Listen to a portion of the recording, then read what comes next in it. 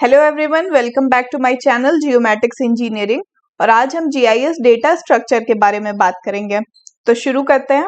तो सबसे पहले बात करते हैं स्पेशियल डेटा मॉडल, इसकी जरूरत क्यों पड़ी। तो जो हमारा रियल वर्ल्ड है उसका बहुत कॉम्प्लेक्स स्ट्रक्चर है, तो स्ट्रक्चर को डिजिटल फॉर्मेट में रिप्रेजेंट करने के लिए मॉडल्स की जरूरत पड़ी। तो रियल वर्ल्ड के रिप्रेजेंटेशन के लिए 3 टाइप्स ऑफ मॉडल का कॉन्सेप्ट उस टाइम बताया गया, जिसमें पहला कॉन्सेप्चुअल डेटा मॉडल, दूसरा लॉजिकल डेटा मॉडल, तीसरा ऑब्जेक्ट ओरिएंटेड डेटा मॉडल।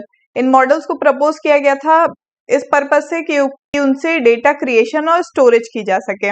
तो सबसे पहले अगर बात करें कॉन्सेप्चुअल मॉडल की, तो कॉन्सेप्चुअल मॉडल ये कहता है कि कोई भी स्पेशल फीचर है वो डिस्क्रीट भी हो सकता है, कंटिन्यूअस भी हो सकता है। और डिस्क्रीट और कंटिन्यूअस क्या होता है इसके बारे में अगर बात करें, तो डिस्क्रीट जो होता है ये ऑब्जेक्ट्स के लिए होता है। कोई भी जियोमेट्रिक फीचर जो इंडिविजुअली उसको आइडेंटिफाई किया जा सकता है, अलग से ही वो होता है एक, जैसे कि आपके बिल्डिंग्स हो गए, रोड्स हो गए, वाटर बॉडी हो गए, तो ये इंडिविजुअली डिस्टिंग्विशेबल हैं ये सारे एलिमेंट्स। तो ये सारे ऑब्जेक्ट जो डिस्क्रीट होते हैं, ये हर जगह अवेलेबल नहीं होते, कुछ डिस्टेंस पे अवेलेबल होते हैं, किसी किसी प्लेसेस पे अवेलेबल होते हैं, कहीं पे नहीं भी होते हैं। तो इसीलिए ये डिस्क्रीट ऑब्जेक्ट्स हैं। तो डिस्क्रीट ऑब्जेक्ट्स की रिप्रेजेंटेशन जो है वो पॉइंट, लाइन और पॉलीगन के थ्रू की जाती है। तो रॉबिन्सन ने 1958 में 4 बेसिक सिंबल्स फॉर रिप्रेजेंटेशन के लिए इन्होंने बताया था, और वो 4 सिंबल उन्होंने बताया था। पॉइंट, जिसमें कोई भी डायमेंशन नहीं होती है, लाइन जो कि सिंगल डायमेंशन फीचर है, एरिया 2 डायमेंशन, और उन्होंने एक वॉल्यूम को भी प्रपोज किया था जो 3 डायमेंशन है। बाद में उन्होंने खुद ही वॉल्यूम को जो है 3D मैपिंग के पर्पस के लिए इसको मूव कर दिया था, और इसमें बस पॉइंट, लाइन और एरिया ही रह गए थे। तो ये जो है ये डिस्क्रीट ऑब्जेक्ट्स हैं, ये हर जगह एग्जिस्ट नहीं करते हैं। तो डिस्क्रीट ऑब्जेक्ट जो भी उनके रिप्रेजेंटेशन के लिए पॉइंट, लाइन, पॉलीगन का इस्तेमाल करते हैं। इसके बाद बात करते हैं कंटिन्यूअस डेटा। तो जैसा कि इसके नाम में है कंटिन्यूअस, ये एग्जिस्ट करता है एवरीवेयर ऑन अर्थ। अर्थ पे आप कहीं भी जाएंगे, कंटिन्यूअस ऑब्जेक्ट जो है वो हर जगह अवेलेबल होगा। जैसे कि एलिवेशन, अर्थ के किसी भी पॉइंट पे आप चले जाएं, वहां की एलिवेशन कुछ ना कुछ होगी, टेम्परेचर कुछ होगा, सॉइल कुछ होगा। तो ये सारे जो है ये फील्ड में आते हैं, कंटिन्यूअस ऑब्जेक्ट्स में आते हैं ये। और इनके लिए क्या होता है कि इस डेटा को रिप्रेजेंट करने के लिए सैंपल पॉइंट का इंटरपोलेशन होता है। अब क्योंकि ये कंटिन्यूअस डेटा है, तो अर्थ के हर एक प्लेस पे पॉसिबल नहीं है कि आप जाके पॉइंट डेटा कलेक्ट कर पाए, तो इसीलिए कुछ डिस्टेंस पे सैंपल पॉइंट्स कलेक्ट किए जाते हैं, उसके लिए मॉडल क्रिएट किया जाता है, और उसके इंटरपोलेशन मेथड से फिर रास्टर डेटा क्रिएट किया जाता है। तो उसके बाद बात करते हैं नेक्स्ट मॉडल की, जो कि है लॉजिकल डेटा मॉडल। तो इस मॉडल के अकॉर्डिंग जो जियोग्राफिक फीचर है उसको दोनों फॉर्मेट में, रास्टर और वेक्टर फॉर्मेट में रिप्रेजेंट कर सकते हैं। और रास्टर को जो है ये फील्ड, जो कंटिन्यूअस डेटा अभी हमने जिसकी बात की थी, जो हर जगह अर्थ पे एग्जिस्ट करता है, रास्टर डेटा बेटर होता है कंटिन्यूअस डेटा के रिप्रेजेंटेशन के लिए। और जो वेक्टर डेटा होता है वो डिस्क्रीट ऑब्जेक्ट्स के रिप्रेजेंटेशन के लिए बेटर होता है। पर ऐसा नहीं है कि हर जगह ये अप्लाई हो, एक्सेप्शंस आर देयर। इसके बाद बात करते हैं ऑब्जेक्ट ओरिएंटेड डेटा मॉडल की। तो जो ऑब्जेक्ट ओरिएंटेड डेटा मॉडल है, इसमें जो based on object class concept पे ये बेस्ड होता है, और इसमें हर एक geographic object belongs to some class और object, and there should be a relationship between objects. जैसे कि अगर हमने रोड को ही 2 पार्ट्स में क्लासिफाई कर दिया, स्टेट हाईवे, नेशनल हाईवे है, तो इनको 2 पार्ट्स में क्लासिफाई तो कर दिया, पर still they are connected with each other. ये रोड की कैटेगरी में आते हैं और इनको हमने वापस से क्लासिफाई कर दिया है। तो there should be a relationship between objects. तो ऑब्जेक्ट ओरिएंटेड डेटा मॉडल का ये कॉन्सेप्ट है। तो इन सारे मॉडल्स में रास्टर और वेक्टर की बात जरूर की गई है। तो अगर बात करें रास्टर डेटा मॉडल की, तो रास्टर डेटा मॉडल जो है ये 2 टाइप्स का होता है, फील्ड बेस्ड रास्टर मॉडल भी, ऑब्जेक्ट बेस्ड रास्टर मॉडल भी। फील्ड हमारा हो गया कंटिन्यूअस डेटा जो हर जगह एग्जिस्ट करता है, ऑब्जेक्ट हो गया डिस्क्रीट जो एलिमेंट्स हैं जो हर जगह एग्जिस्ट नहीं करते, कहीं कहीं पे हैं। तो रास्टर डेटा मॉडल को 2 पार्ट्स में बांटा गया है।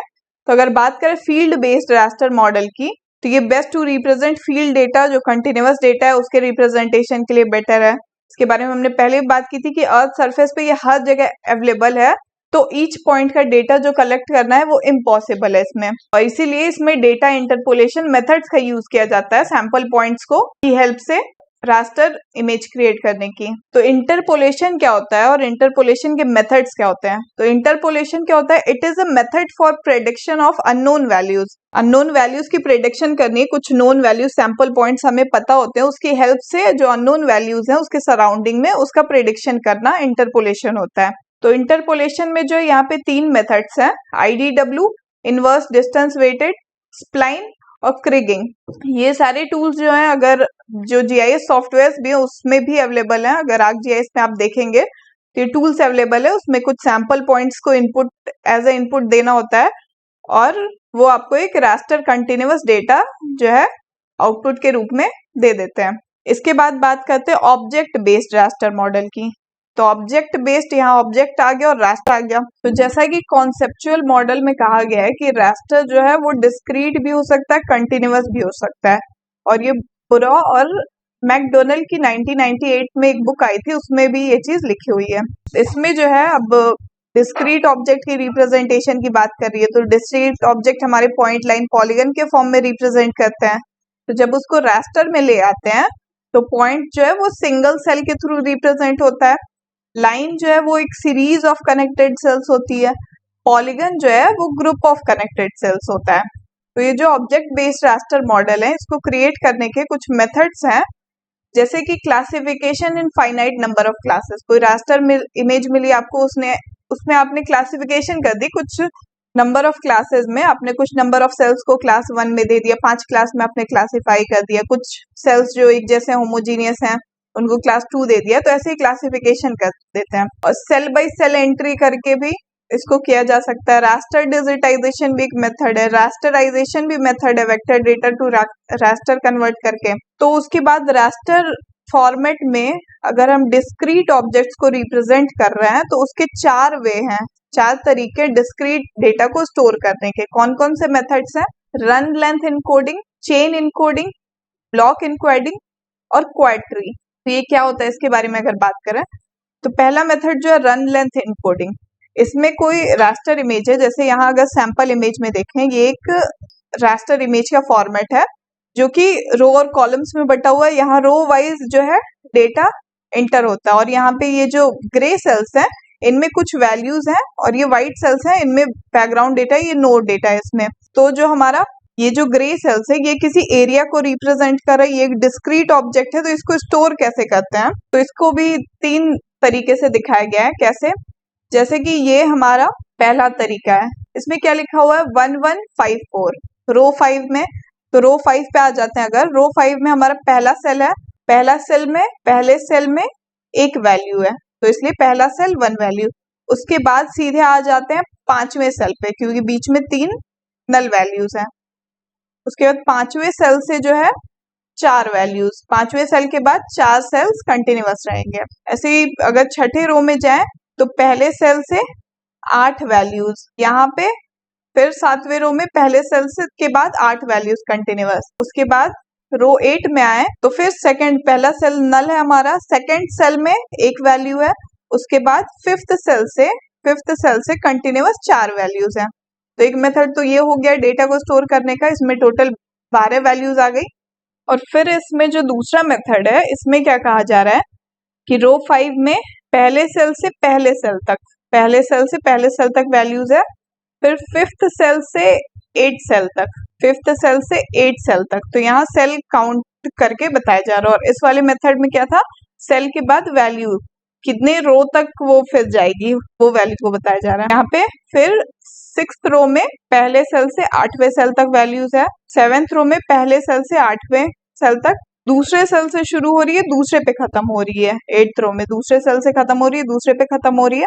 5th सेल से शुरू हो रही है, 8 पे खत्म हो रही है। 5th से शुरू हो रही है, 8 पे खत्म हो रही है। तो ये तो 2 मेथड हो गया रन लेंथ इनकोडिंग के। उसके बाद तीसरा मेथड जो है, अगर ये तो था सिंगल क्लास के लिए, एक ही क्लास है आपके पास, बाकी कोई डेटा नहीं है बैकग्राउंड में, उसके लिए हो गया। अगर आपके पास मल्टी क्लास रास्टर है जिसमें 0, 1, 2 मल्टीपल क्लासेस हैं या 3 क्लासेस में है, तो इसको कैसे रिप्रेजेंट करेंगे? तो इसको रिप्रेजेंट करने का तरीका है जैसे कि रो 1 को देखें हम तो 8 टाइम्स 0 आया है, 8 टाइम्स 0 है। सेकेंड रो में देखें तो 3 टाइम्स 0 है, 5 टाइम 1 है। तो 3 टाइम 0 है, उसके बाद 5 टाइम 1 है। थर्ड रो में 1 टाइम 0 है, 1 टाइम 0 है, फिर 7 टाइम 1 है, 7 टाइम 1 है। फोर्थ रो में देखें तो 8 टाइम्स 1 है, 8 बार 1 है, ठीक है। फिफ्थ रो में देखें तो यहाँ 1 टाइम्स 2 है, 1 टाइम्स 2 वैल्यू है, 3 टाइम्स उसके बाद 1 वैल्यू आ गई है, उसके बाद फिर वापस से 4 टाइम्स 2 वैल्यू आ गई है। उसके बाद सिक्स रो में हमारी 8 टाइम्स 2 वैल्यू है, और इसके सेवेंथ रो में जो है 8 रोज में 2 वैल्यूज, और एट्थ रो में जो है 0 वैल्यू एक सेल में, फिर 2 वैल्यू एक सेल में, फिर 0 वैल्यू 2 सेल्स में आएगी, फिर जो 2 वैल्यू है वो 4 सेल्स में आएगी।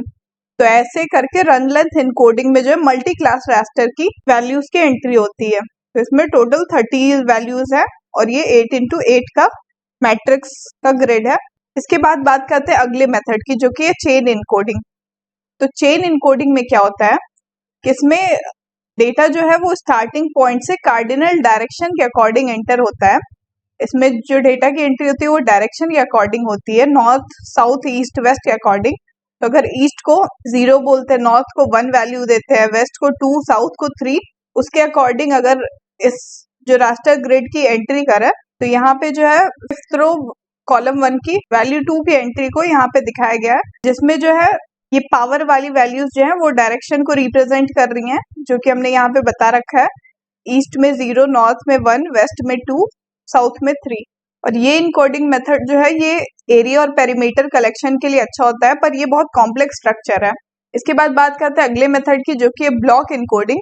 तो ब्लॉक इनकोडिंग के लिए जैसे अगर इस रास्टर का एग्जाम्पल लेते हैं हम लोग, और जो वैल्यू 2 है इसके रिप्रेजेंटेशन की बात करते हैं, तो फिफ्थ रो कॉलम 1 में जो है बस एक ब्लॉक की एंट्री हो रही है, क्योंकि यहाँ पे एक ही स्क्वायर बन पा रहा है, इसके अगल बगल कोई स्क्वायर नहीं बन पा रहा है। यहाँ पे वैल्यू 2 की एंट्री हो गई। उसके बाद सेवेंथ रो कॉलम 1 में अगर आता है, सेवेंथ रो कॉलम 1 में, तो यहाँ पे हम जो मैक्सिमम है 2 रेडियस तक स्क्वायर को बना सकते हैं। तो इसके अंदर ये 4 सेल्स आ जाएंगे, तो 2 रेडियस तक वैल्यू 2 की एंट्री हो गई। उसके बाद ही सेवेंथ रो में थर्ड कॉलम पे आ जाता है। सेवेंथ रो में थर्ड कॉलम पे आ जाए तो यहाँ पे भी सेम जो है 4 सेल्स का स्क्वायर बन पा रहा है, तो यहाँ पे भी 2 रेडियस तक मैक्सिमम 2 वैल्यू की एंट्री होगी। उसके बाद हम लोग एट्थ रो में आ जाते हैं। तो एट्थ रो में सेकेंड कॉलम में बस एक रेडियस तक एंट्री हो पाएगी, और इसको वैल्यू 2 दे देंगे। उसके बाद अगर हम बात करें एट्थ रो और फिफ्थ कॉलम की, तो यहाँ पे जो है यहाँ पे मैक्सिमम 4 रेडियस का स्क्वायर बन जाएगा, जिसमें वैल्यू 2 को एंटर कर देंगे। ब्लॉक इनकोडिंग मेथड जो है ये रन लेंथ इनकोडिंग मेथड का जनरलाइजेशन किया गया है 2D के लिए, तो ये उसको रिप्रेजेंट करता है, और उसका कॉन्सेप्ट यहाँ पे हमने अभी पढ़ लिया चाहिए। तो ये मेथड उस चीज के लिए अलाउ करता है। और इस मेथड में डेटा की एंट्री कैसी होती है, जैसे यहाँ पे 8x8 का रास्टर है, यहाँ पे उस रास्टर को हमने 4 पार्ट्स में डिवाइड कर दिया है डायरेक्शन के अकॉर्डिंग। यहाँ पे 4 पार्ट्स में डिवाइड कर दिया है, north west, north east, south west और साउथ ईस्ट को, जिसको 1 2 3 4 हमने नाम दे दिया है। उसके बाद इसके एक ब्लॉक को अगर लेके चले, जैसे ये साउथ वेस्ट वाले को अगर लेते हैं, तो साउथ वेस्ट को अगेन हम 4 पार्ट्स में डिवाइड कर देंगे डायरेक्शन के according, north west, north east, south west, south east, इसको 4 पार्ट्स में हमने डिवाइड कर दिया।